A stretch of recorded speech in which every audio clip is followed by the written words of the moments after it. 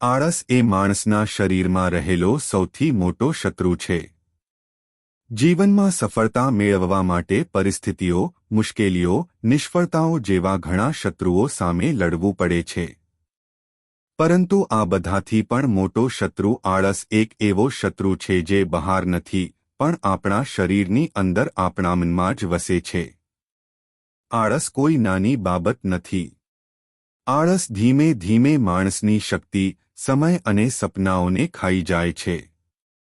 જ્યારે માણસ આળસને પોતાના પર હાવી થવા દે છે ત્યારે તે કામને કાલ પર ટાળી દે છે, જવાબદારીઓથી દૂર ભાગે છે અને પોતાના લક્ષ્યથી દૂર થઈ જાય છે.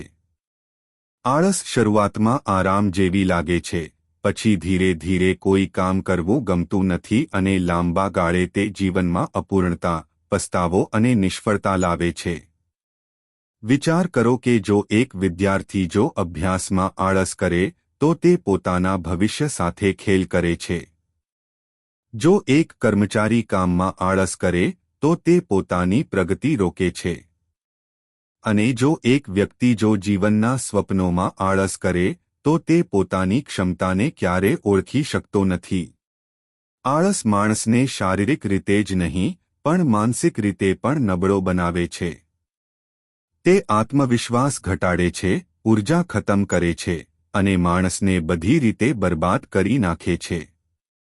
પરંતુ જો માણસ ધારે તો આ શત્રુને હરાવી શકાય છે. દરરોજ નાના પગલાં લો, સમયસર ઉઠો, નિયમિતતા રાખો અને કામને ટાળવાને બદલે પૂર્ણ કરો. જ્યારે આપણે આપણા મનમાં રહેલી આળસને હરાવીએ છીએ ત્યારે આપણું શરીર સક્રિય બને છે, મન પ્રેરિત બને છે અને જીવન સફળતાની દિશામાં આગળ વધે છે. બહારના શત્રુઓ સામે જીતવા પહેલા મનની અંદરની આળસને જીતવી જરૂરી છે.